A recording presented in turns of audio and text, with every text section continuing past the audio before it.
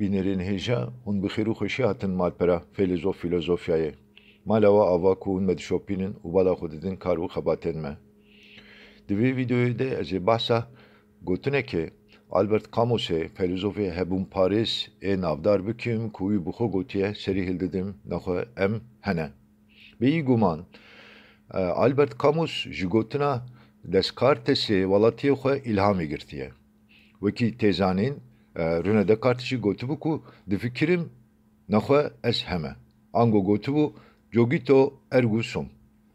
Meriv dikare bibêje ku ev gotin mîna bingeha felsefeya Albert Camusî tê nirxandin. Li gor nêrîna Camus hebûnatî tewşe. Çimkî îdeal daxwazê mirovî guhnedêrî û bêdengiya dinyayê a dûrî aqil tûşê hev dibin. Çareseriya vê yekê jî ne rev yan jî ne xwekuştine. Bi awayekî ji dil serhildane.